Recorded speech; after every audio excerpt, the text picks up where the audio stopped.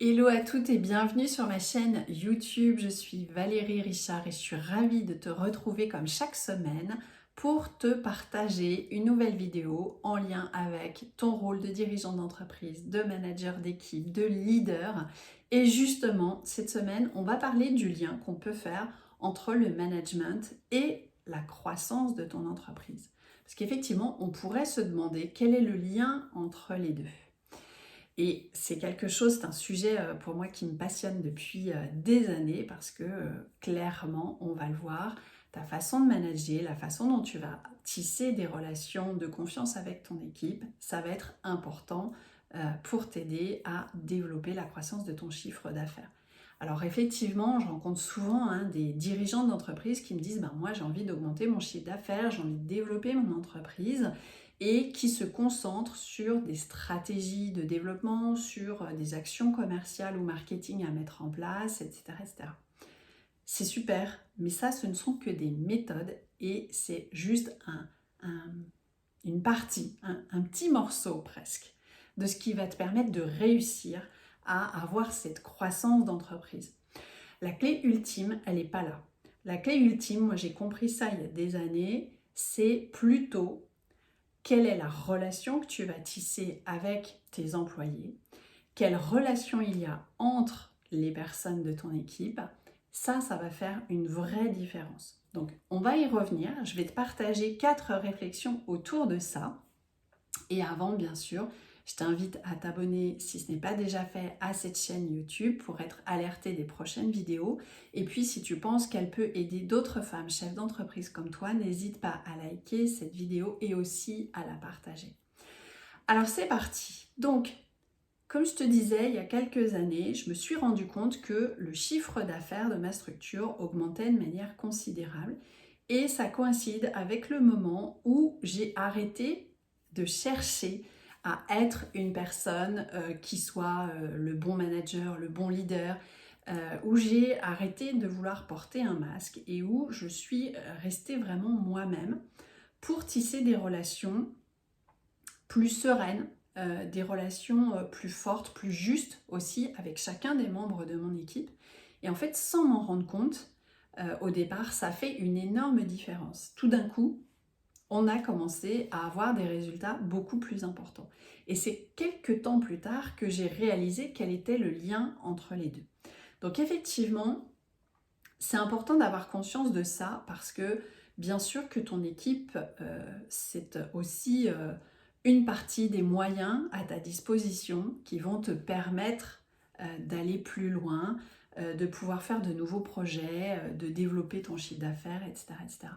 Mais ça n'est pas un moyen au sens j'utilise les gens, c'est un moyen parce que ça va être à toi de découvrir comment tu vas faire en sorte que cette mécanique, la relation que tu as avec tes employés, mais aussi la relation qu'il y a entre eux, et bien comment cette mécanique se met en place pour te permettre d'aller plus vite, d'aller plus loin et que tout le monde prenne plaisir à développer finalement cette entreprise. Alors, pour que cette équipe soit le meilleur atout, il va falloir, comme je disais, que tu tisses des relations de confiance pour que les personnes se sentent à l'aise, mais il faut que cette relation de confiance, tu la tisses avec sincérité. Le but, c'est pas de se dire tiens, je vais être sympathique avec mon équipe, ça va bien se passer et du coup, ils vont carburer et je vais avoir de meilleurs résultats. Non, c'est pas du tout ça et c'est pas mon propos. Moi, c'est plutôt un questionnement que je vais t'inviter à avoir pour t'aider justement à te positionner en tant que manager, en tant que leader de cette équipe et qui va t'aider justement à propulser les résultats et de l'équipe et de l'entreprise. Donc la première question que je t'invite à te poser, c'est quelles sont les relations que j'ai envie d'avoir avec chacun des membres de cette équipe? Et qu'est-ce que j'aimerais qu'il y ait comme relation aussi entre eux?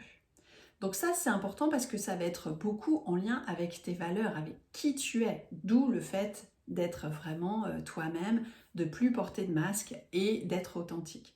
Donc si par exemple dans tes valeurs, il y a la notion de coopération, d'entraide, eh bien sans doute que c'est quelque chose que sur lequel tu vas être vigilant dans l'équipe pour t'assurer que les uns collaborent et aident les autres, mais peut-être toi aussi. C'est-à-dire qu'à certains moments, si ton équipe a besoin que tu viennes les aider sur un sujet, que tu mettes la main à la pâte, tu vas sans doute relever tes manches et mettre les mains dans le moteur, comme j'ai coutume de dire. C'est souvent mon cas, c'est quelque chose que j'ai toujours fait et pour moi, je considère que je suis aussi au même stade que mon équipe et qu'à un moment donné, s'il y a un coup de collier à donner, eh bien je peux participer à ce coup de collier. Je ne suis pas juste là pour donner des directives et attendre que ça se passe. Je suis là pour contribuer et faire en sorte qu'on travaille et qu'on avance ensemble. Donc ça, c'est une de mes valeurs, ça m'est propre, mais c'est à toi de trouver ce qui est important pour toi et de voir comment ça va impacter les relations. Donc encore une fois, première question, quelles sont les relations, quel genre de relations tu as envie d'avoir avec ton équipe? Deuxième question que je t'invite à te poser, c'est finalement comment tu vas faire en sorte que tes employés aient envie de donner le meilleur d'eux-mêmes pour faire progresser ton entreprise. Alors attention, quand je dis ça, je ne dis pas que tu dois les utiliser et encore une fois que tu vas chercher à les rendre corvéables à merci ou je ne sais quoi, c'est pas ça. C'est qu'est-ce qui va les motiver suffisamment, qu'est-ce qui va leur donner suffisamment de plaisir et d'intérêt au quotidien dans leur job pour que chacun de tes employés ait envie de contribuer au développement de cette entreprise, pour qu'ils se sentent fiers d'appartenir à cette entreprise, pour qu'ils aient envie de te rendre fier, toi, en tant que dirigeante. Et ça, ces axes de motivation, ils sont propres à chacun. Donc ça veut dire qu'il faut que tu te questionnes aussi pour chacun de tes collaborateurs, pour comprendre comment ils fonctionnent et pour te dire comment je peux lui apporter finalement ces éléments de motivation qui vont lui donner envie de s'impliquer et de donner le meilleur de lui-même. Donc c'est vraiment super important parce que tout le management repose sur ça. Et c'est vraiment ce travail aussi là d'introspection que tu vas faire maintenant qui va t'aider à poser les jalons des relations que tu vas avoir avec chacun des membres de ton équipe et donc qui va permettre d'avoir une croissance et une activité qui se développe. Alors, autre chose, je regarde mes petites notes en même temps. Ce que je constate, c'est que souvent, effectivement, les entreprises qui stagnent, et il n'y a pas de souci avec ça, on n'a pas tous toujours l'ambition d'avoir des croissances de chiffre d'affaires, mais les entreprises qui stagnent, ce sont souvent des entreprises où les employés, effectivement, n'ont pas vraiment envie d'aller au-delà, je dirais, de ce qui leur est confié. C'est-à-dire que l'entreprise, le dirigeant de l'entreprise, souvent, ne leur a pas permis de donner le meilleur d'eux-mêmes. Et c'est vraiment ce travail-là que je t'invite à faire parce que c'est ton rôle en tant que leader, j'allais dire. Le leader, c'est quoi? C'est celui qui inspire, c'est celui qui donne envie, c'est celui qui motive, c'est celui qui dirige, donc qui fixe le cap, qui explique là où on va et pourquoi on y va. Donc c'est vraiment là que tu vas devoir mettre l'accent en te disant qu'est-ce que je peux mettre en œuvre qui va permettre de créer les conditions de motivation pour chacun des membres de mon équipe. Ok. Donc ça va t'aider à avoir plus de résultats. Maintenant, les 4 réflexions que je voulais t'apporter. La première, c'est clairement, on est dans une phase après des périodes successives de confinement, après cette crise sanitaire, on est dans une période où le besoin de liens, de renforcer des liens de proximité, d'avoir comme ça ces liens sociaux, eh bien c'est encore plus important qu'auparavant. Ça a toujours été important parce que l'être humain est de toute façon un être social. On a besoin de relations pour bien fonctionner et pour avancer et pour progresser, pour se dépasser, etc. etc. Mais c'est encore plus marqué depuis la crise sanitaire et depuis les périodes de confinement. Donc c'est important que tu puisses avoir conscience de ça en te disant qu'est-ce que moi, à mon niveau, je peux mettre en place dans mon équipe, que ton équipe soit sur site, que tu travailles avec des personnes peut-être qui sont en télétravail pour renforcer ces liens parce que c'est ce qui crée des relations harmonieuses, des relations justes. Comme je disais tout à l'heure, on n'est pas là pour être que la bonne copine qui se montre gentille, on est là pour être un leader qui guide, qui inspire et qui a plaisir à travailler avec ses employés. Donc ça va être intéressant de te dire qu'est-ce qui fait que moi j'ai plaisir à travailler avec mon équipe, qu'est-ce qui fait que mon équipe a plaisir à travailler, chacun des membres entre eux. Et c'est là que la magie opère en général, c'est que quand on arrive comme ça à créer ces bonnes relations harmonieuses, et bien là les gens ont envie de donner le meilleur d'eux-mêmes.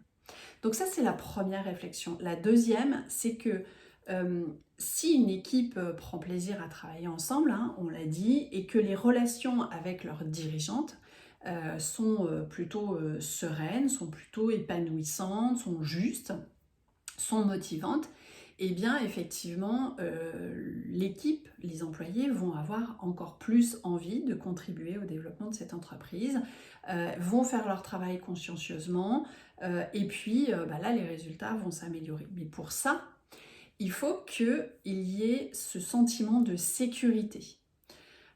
Ça veut dire quoi? Et c'est ma troisième réflexion, c'est que bien s'entendre avec ses collègues et bien s'entendre avec son dirigeant, c'est bien. Faire un job qu'on aime bien, c'est bien. Mais ça ne sera pas suffisant sur le long terme. Ce qui va vraiment permettre à chacun de donner le meilleur de soi, c'est quand chacun de nous se sent en sécurité. Quand je dis sécurité, ça peut être, tiens, je suis salarié d'une entreprise, je sais que je peux prendre certaines décisions sans avoir à demander 15 milliards d'autorisations, ou alors je me sens en sécurité parce que j'ai pas quelqu'un sur mon dos qui contrôle tout ce que je fais, qui me micromanage, et je peux donc avoir une certaine autonomie dans mon travail, et ça me permet effectivement de proposer des idées sans avoir peur d'être réprimandée par ma direction, sans avoir peur d'être brimée ou blâmée par mes collègues ou par ma hiérarchie, etc., etc. Donc ce sentiment de sécurité, c'est important que tu puisses le développer. Et pour ceux qui connaissent un peu la pyramide des besoins de Maslow, ça fait partie des premiers besoins. Besoin de sécurité, et bien encore une fois, ça va être différent pour chacun des membres de ton équipe, ça va être peut-être différent pour toi par rapport à ton équipe. Qu'est-ce qui fait que toi tu te sens en sécurité avec cette équipe? Qu'est-ce qui fait que eux se sentent en sécurité avec toi et dans ton entreprise?